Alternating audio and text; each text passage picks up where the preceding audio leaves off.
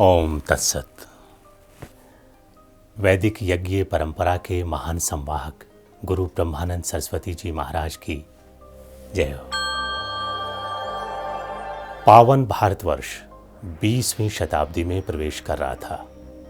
तब अनेक चुनौतियां सुरसा की भांति मुंह फैलाए खड़ी थी। विदेशी आक्रांता अंग्रेजों के अत्याचार दिन प्रतिदिन बढ़ते जा रहे थे।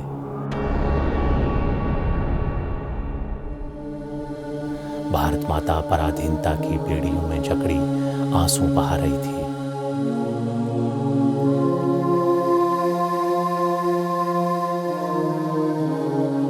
आपसी भाईचारा और सौहार्द समाप्त के लगभग था। यज्ञदान व धर्म का लोप होता जा रहा था। अनेक मतांतर इस स्वर्ग तुल्य देश को पाखंडों के अंधेरों की ओर धकेल रहे थे।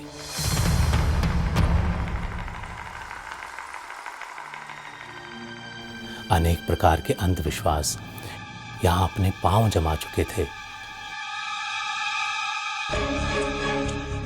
कहते हैं जब जब धर्म की हानि होती है धरती पर पाप छा जाता है।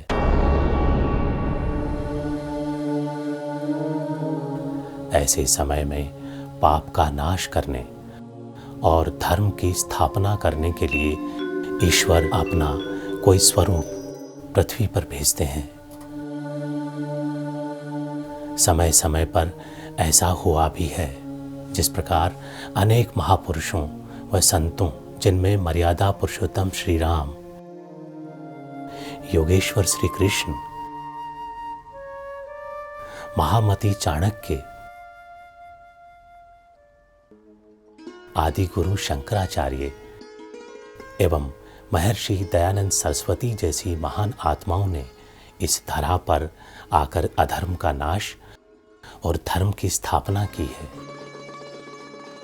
धरती माता ऐसे ही किसी तरन तारण संत के इंतजार में आशा भरी नजरों से टकटकी लगाए भविष्य की ओर निहार रही थी। तभी एकाएक समय ने करवट ली और भारत माता की प्रतीक्षा के पल समाप्त हो गए।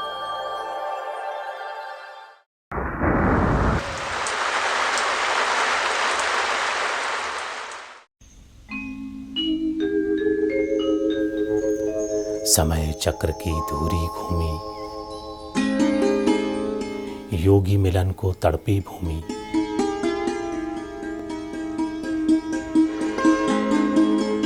समा गया जग में आनंद,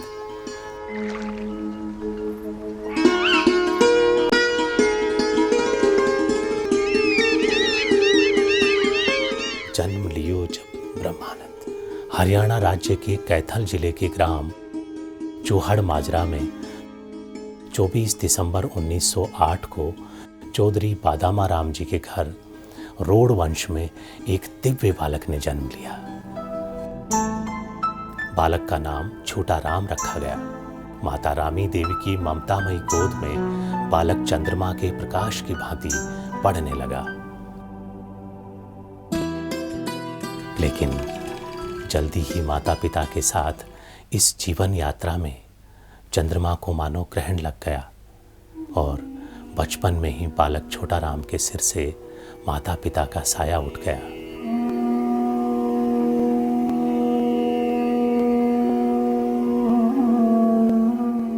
और बालक छोटा राम चाचा एवं बड़े भाइयों की देखरेख में जीवन पथ पर आगे बढ़ने लगे। होनहार बिरवान के होत जीगने बात। बालक छोटा राम की उम्र के साथ साथ समाज में उनके विचित्र प्रकार के कार्य भी बढ़ने लगे। जंगल में घंटों समाधिस्थ रहना, तालाब के जल के ऊपर से गुजरना, कीचड़ से सूखे पांव निकल आना, वह देखते देखते आंखों से ओझल हो जाना। ऐसी अनूठी घटनाओं से बालक की महिमा आसपास के गांवों में सुनी और सुनाई जाने लगी। छोटा राम मात्र 11 वर्ष की उम्र में पूर्व जन्मों के कर्मों से उत्पन्न वैराग्य और बड़े भाई के साथ नंगे पांव हल चलाने की जिद को लेकर घर परिवार छोड़कर परमात्मा की खोज में निकल पड़े।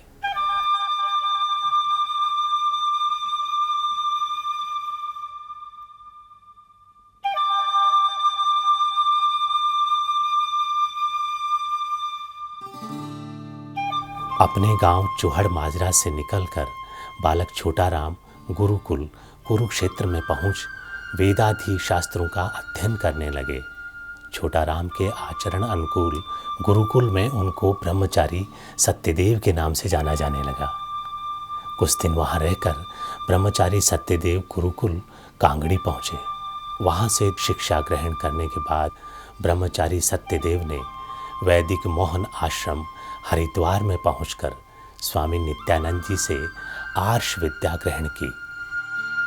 कुछ काल बाद ऋषिकेश जाकर स्वामी चेतनानंद अवधूत जी से योग की शिक्षा को आत्मसात किया। ऋषिकेश में ब्रह्मचारी सत्यदेव के जीवन के 9 वर्ष गहन साधना में व्यतीत हुए। इन 9 वर्षों के काल में भी 3 महीने की साधना अनूठी रही। यह काल ऋषिकेश की झाड़ी में अधिक व्यतीत हुआ। इस काल में ब्रह्मचारी सत्यदेव एक ऐसे बीहड़ जंगल में रहे जिसके अंदर जाने पर बाहर आने का रास्ता नहीं मिला। वहाँ मनुष्य मिलना तो दूर की बात थी। दिन में केवल बंदर ही बंदर दिखाई देते थे। जिन वृक्षों के पत्ते बंदर खाते थे, उन्हीं पत्तों को खाकर ब्रह्मचारी सत्यदेव ने गहन साधना में लीन होकर 3 महीने व्यतीत किए। अपनी साधना के दौरान ब्रह्मचारी सत्यदेव ने एक दिन हरिद्वार में एक दीवार पर लिखा हुआ देखा कि जो मनुष्य ओम का जाप करता है उसके सब कष्ट दूर हो जाते हैं। पंक्ति के नीचे लिखा था स्वामी श्रद्धानंद सरस्वती। इस वाक्य का ब्रह्मचारी सत्यदेव जी के जीवन पर ऐसा प्रभाव पड़ा कि उन्होंने मन ही मन स्वामी श्रद्धानंद सरस्वती जी को अपना गुरु मान लिया। सन 1926 में जब अब्दुल रशीद नामक मुसलमान ने स्वामी श्रद्धानंद जी को गोली मारी,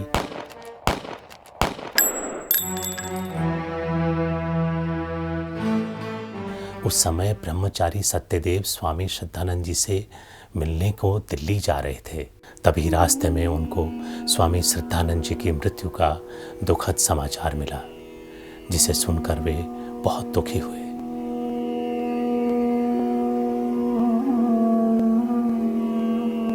सन 1935 में जब आर्य समाज और पौराणिकों का मूर्ति पूजा के विषय में हैदराबाद में पंडित बुद्धदेव विद्यालंकार मेरठ और माधवाचार्य कौल के बीच शास्त्रार्थ हुआ, तब पंडे पुजारियों द्वारा ये झूठा समाचार फैलाया गया कि आर्य समाज इस शास्त्रार्थ में हार गया है। तब देहरादून गुरुकुल से आकर ब्रह्मचारी सत्यदेव ने माधवाचार्य को उनके ही गांव कौल हरियाणा में पहुंचकर उन्हें शास्त्रार्थ में पराजित किया और कहा कि आज के बाद ये मत कहना कि मैंने आर्य समाज को हरा दिया है। ऐसा समर्पण भाव था ब्रह्मचारी सत्यदेव जी का। हरियाणा में आर्य समाज के स्तंभ कहे जाने वाले स्वामी भीष्म जी खरोंडा वाले के साथ मिलकर ब्रह्मचारी सत्यदेव ने रामराय, पिंडारा, जींद में गुरुकुल की स्थापना की। गांव-गांव जाकर ढोलक व बाजे पर आर्य समाज का प्रचार किया। आगे चलकर स्वामी भीष्म जी से ब्रह्मचारी सत्यदेव ने सन्यास की दीक्षा ग्रहण की। सतत ब्रह्म में लीन रहने के कारण महात्माओं द्वारा ब्रह्मचारी सत्यदेव को ब्रह्मानंद के नाम से पुकारा जाने लगा। वैदिक धर्म के प्रचार प्रसार के लिए गुरु ब्रह्मानंद सरस्वती जी ने स्वतंत्र रूप से सफेदों, जोली, जयसिंहपुरा आदि गांवों के जंगलों में गुरुकुलों की स्थापना की। गुरु जी ने अमर हुतात्मा पंडित लेखराम जी द्वारा लिखित महर्षि दयानंद सरस्वती जी के जीवन चरित्र और ओम संयुक्त भगवा ध्वज लेकर अपने गुरुकुल के ब्रह्मचारियों के साथ उन सभी स्थानों की यात्रा की जो महर्षि दयानंद सरस्वती जी के जीवन चरित्र में लिखी हुई थी। बाद में गुरु ब्रह्मानंद सरस्वती जी पंचरंगे झंडे वाले के नाम से विख्यात हुए। किसी कारणवश गुरुकुलों को छोड़ समाज से निराश होकर गुरुजी साधना के लिए तिब्बत की कंदराओं में चले गए। साधना के दौरान गुरुजी को वहाँ पर एक ऐसे योगी के दर्शन एवं सत्संग का सौभाग्य मिला जिसकी आयु करीब 550 वर्ष थी। उसी योगी के आशीर्वाद और उपदेश से गुरु ब्रह्मानंद सरस्वती जी के जीवन में अलौकिक शक्ति का संचार हुआ। एक दिव्य अनुभूति को मन में संजोए गुरुजी फिर मानव कल्याण हेतु जगत रूपी मैदान में कूद पड़े। गुरु ब्रह्मानंद सरस्वती जी ने संसार के कल्याण के लिए अग्निहोत्र महायज्ञों का मार्ग अपनाया। ओम भूरग्नये स्वाहा इदमग्नये तन्नमम। ओम भूर्वायवे स्वाहा इदं वायवे तन्नमम। ओम स्वरादित्याय स्वाहा इदमादित्याय तन्नमम। ओम भूर्भुवः स्वरग्निवायवादित्येभ्यः स्वाहा इदमग्निवायवादित्येभ्यः। गांव गांव जाकर बड़े बड़े महायज्ञों व भंडारों का आयोजन करना, उपदेश व सत्संग द्वारा लोगों के जीवन को निर्मल बनाना गुरुजी के मुख्य कर्म थे। गुरुजी के समकालीन इतिहास पर नजर डालें तो पता चलता है कि गुरु ब्रह्मानंद सरस्वती जी के सदृश महायज्ञों का आयोजन किसी ने नहीं किया। बिना किसी पूर्व निर्धारित योजना के हजारों व्यक्तियों के भोजन व आवास का प्रबंध अपने आप में अद्भुत हुआ करता था। भारत के पिछड़े क्षेत्रों में पुनः यज्ञ व दान की गौरवमयी परंपरा का श्रेय भी गुरुजी को ही जाता है। अगर गुरुजी को 20वीं शताब्दी का यज्ञ सम्राट कहा जाए तो कोई अतिशयोक्ति नहीं होगी। कुछ ही काल में गुरुजी के यज्ञों की धूम पूरे भारतवर्ष में फैल गई। गुरुजी अपने यज्ञों के माध्यम से वेद प्रचार, सत्संग प्रवचन, प्रभु भक्ति व भाईचारे का उपदेश करते थे। एक बार दिल्ली में हिंदू सम्मेलन का आयोजन किया गया। सम्मेलन में गुरुजी के जगहित कार्य भी चर्चा का विषय रहे। आयोजकों द्वारा गुरुजी तक संदेश पहुंचाया और संदेश में कहा गया कि अगर आप पौराणिक परंपरा को अपना लें तो हम आपको आज के पौराणिकों का ऋषि मान लेंगे। आयोजकों का ये संदेश सुनकर गुरुजी ने कहा, हमें किसी का ऋषि नहीं बनना है, हम तो महर्षि दयानंद सरस्वती जी के सिपाही हैं। हम उनका कार्य करने जग में आए हैं और कर रहे हैं। अपने प्रचार क्षेत्र में गुरुजी दिन रात लगे रहे। वेद, उपनिषद, सत्यार्थ प्रकाश का स्वाध्याय, भूखों के लिए भंडारों का आयोजन, दुखियों के दुख दूर करना, नारी शिक्षा, पाखंड का खंडन, ईश्वर भक्ति, देशभक्ति, गुरु भक्ति आदि उनके प्रचार के मुख्य लक्ष्य थे। कुरुम का जूता न पहनना, समाज की सेवा करना, चाय न पीना, अशुद्ध घी का प्रयोग न करना, ब्रह्मचारी रहना, नशे आदि का सेवन न करना उनकी मुख्य शिक्षाएं थी। गुरुजी द्वारा निर्मित 50 नामक ग्रंथ उनकी अमूल्य देन है। इस ग्रंथ में गुरुजी ने वेद शास्त्रों, उपनिषद आदि ग्रंथों के गूढ़ रहस्यों को बड़े सरल ढंग से समझाकर समाज पर बड़ा उपकार किया है। उनकी अन्य पुस्तक गुरु ब्रह्मानंद नीति विचार, शरीर कोपनिषद, गुरु ब्रह्मानंद ब्रह्म विचार भी जीवन में भक्ति व शांति का मार्ग प्रशस्त करते हैं। समाज को भक्ति की पराकाष्ठा तक ले जाने के लिए गुरुजी ने ईश्वर की स्तुति इस प्रकार से करवाई। ओम गुरुजी, ओम तत्सत्, ओम पिताजी, ओम तू ही, जय हो तेरी।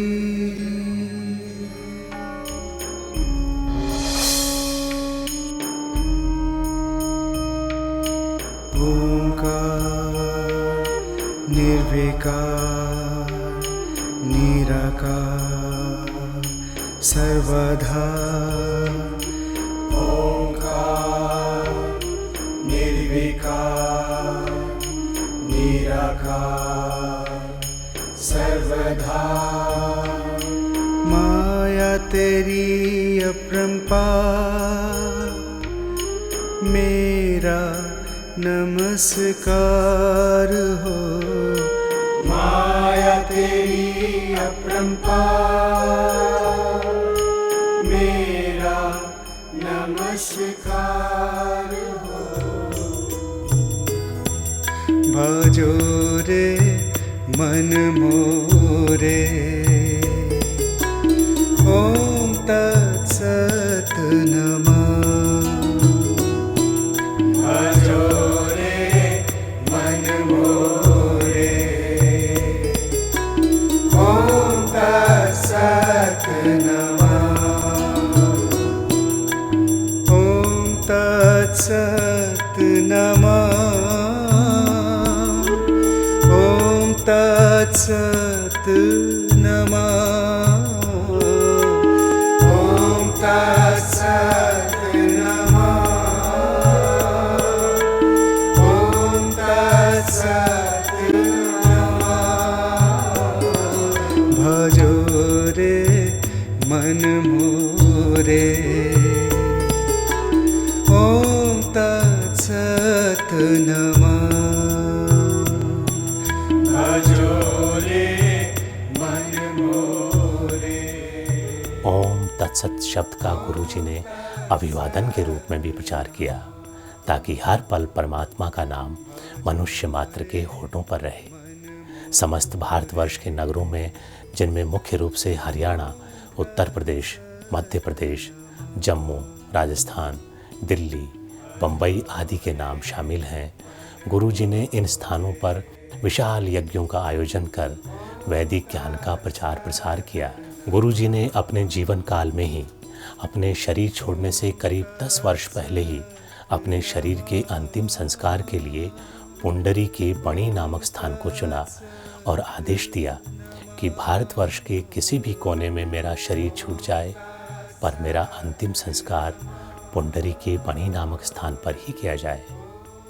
अपने नश्वर शरीर के छोड़ने से करीब 3 महीने पहले एक तख्त, जिस पर वे स्वयं आराम करते थे, पुंडरी के बणी नामक स्थान पर गुरुजी ने अपनी गद्दी के रूप में उस तख्त को स्थापित किया।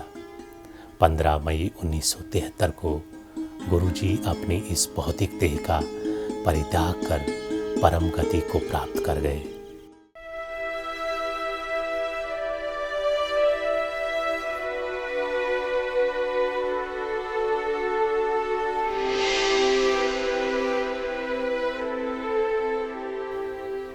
सोलह मई 1973 को असंख्य भक्तों, संतों, नर नारियों ने मानवता के उपासक, अपने देव स्वरूप आराध्य संत को बणी में वैदिक रीति से अंतिम संस्कार कर नम आंखों से विदाई दी।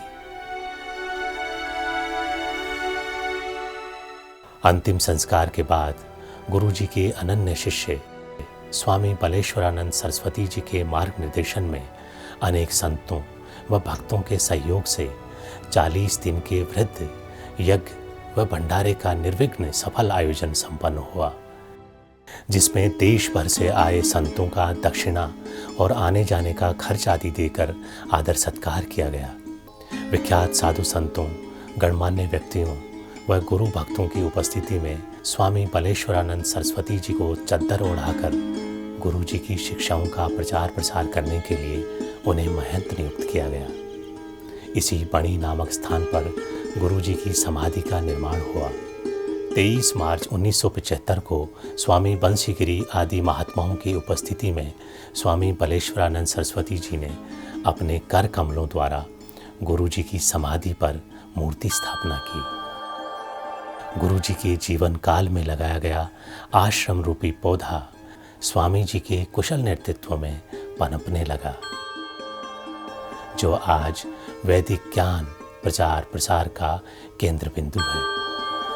पूज्य गुरु ब्रह्मानंद सरस्वती जी की चरण पादुका, स्नान चौकी और गुरु गद्दी तख्त आज भी आश्रम में भक्तों के दर्शनार्थ रखे हुए हैं, जो भक्तों को गुरु जी की उपस्थिति का आभास करवाते हैं। आश्रम 24 घंटे ऋषि लंगर, गरीब सेवा, यज्ञ प्रचार, विद्वत सत्कार, विद्यार्थी सहयोग एवं चरित्र निर्माण शिविर आदि के कारण समस्त आर्य जगत में विख्यात है। ओम तत्सत।